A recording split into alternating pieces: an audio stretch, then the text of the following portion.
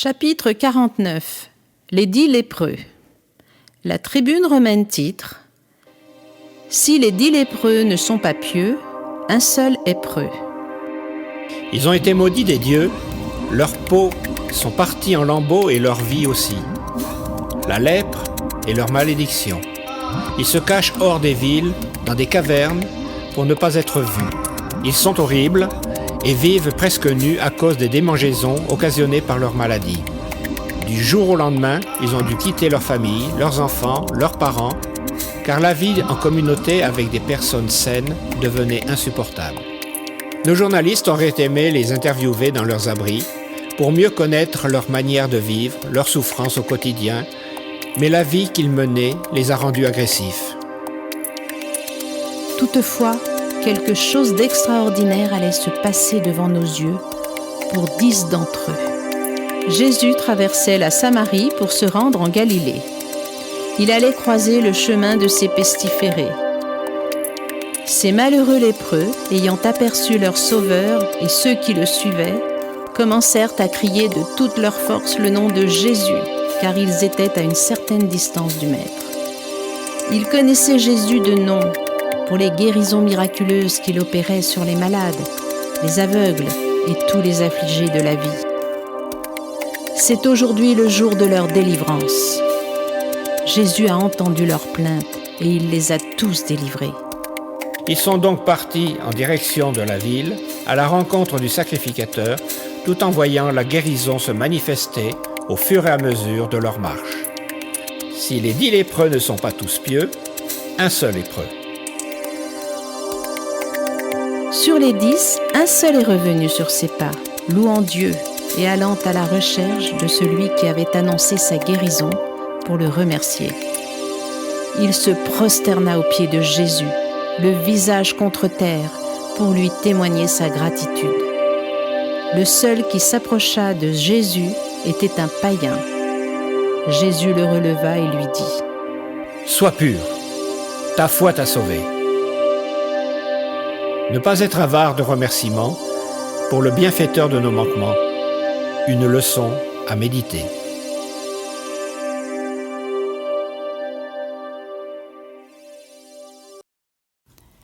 Chapitre 49. Les 10 lépreux. L'Observatoire de Jérusalem. Titre : 1 sur 10 pour rendre gloire. Oui, pour nous, Juifs, c'est une malédiction qui est tombée sur la tête de ces lépreux et qui a pourri tout leur corps.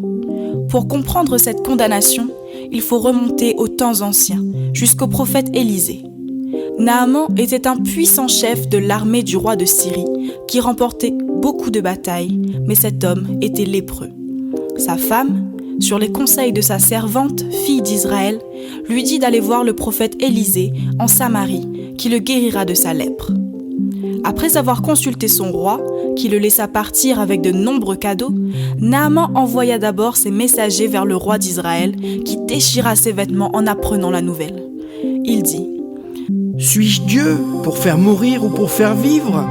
Pour qu'il s'adresse à moi, afin que je guérisse un homme de sa lèpre ?»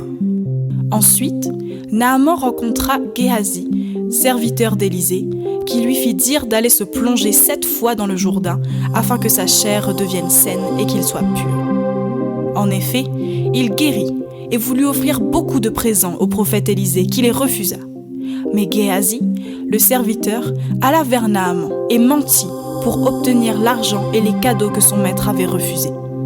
Élisée l'a pris en esprit et lorsqu'il vit son serviteur Géhazi, il lui dit : « La lèpre de Naaman s'attachera à toi et à ta postérité pour toujours. » Et Géhazi sortit de la présence d'Élisée avec une lèpre comme la neige. C'est pour cela qu'en Samarie vivent beaucoup de lépreux frappés par la malédiction d'Élisée. Néanmoins, une opportunité allait permettre à ces lépreux de retrouver un corps renouvelé. En effet, Jésus devait traverser la Samarie et la Galilée pour se rendre à Jérusalem.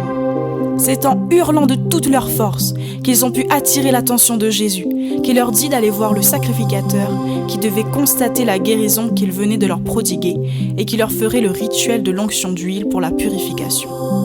Seulement 1 sur 10 est revenu sur ses pas. Jésus n'a pas apprécié que seul un païen, un samaritain, viennent lui rendre grâce pour sa guérison. Il peut dire à l'assemblée qui le suivait: Les 10 n'ont-ils pas été guéris? Et les 9 autres, où sont-ils? Ne s'est-il trouvé que cet étranger pour revenir et donner gloire à Dieu? Lève-toi, va, ta foi t'a sauvé. Est-ce normal de passer d'un état de pestiféré à un état de pureté et de guérison gratuitement sans le moindre remerciement?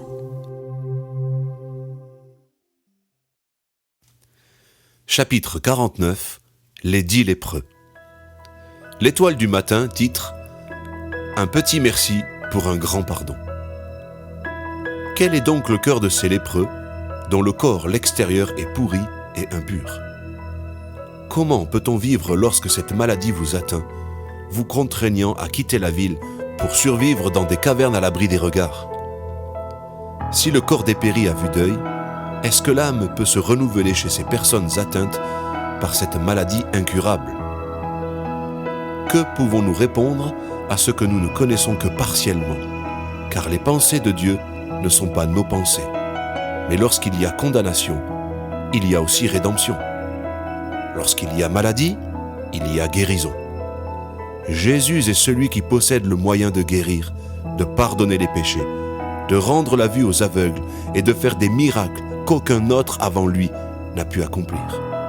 Il a guéri la lèpre, maladie horrible et incurable, qui défigure le visage, déforme le corps, repousse par les moisissures apparentes et frappe ces hommes tourmentés, avilis, nus, devenus agressifs avec le temps, une maladie qui les dépossédait de tout, sauf de la peur de l'autre, de la peur d'être vus. Ils n'attendaient que la mort, car ils étaient impurs. Jésus leur a donné la vie en les rendant purs. Le roi d'Israël a bien dit: il n'y a que Dieu qui puisse guérir de la lèpre. Jésus a guéri les hommes de la lèpre, 9 juifs et un samaritain. Les 9 lépreux juifs ont écouté la recommandation de Jésus d'aller voir le sacrificateur, et ils ont pu constater en marchant la transformation qui s'opérait dans leur corps. Mais à aucun moment, l'un d'eux n'est revenu sur ses pas pour remercier Jésus, celui par lequel ils ont obtenu la guérison. Mais où est donc le cœur? Mais où est donc la conscience? Où est donc l'âme de ces êtres humains?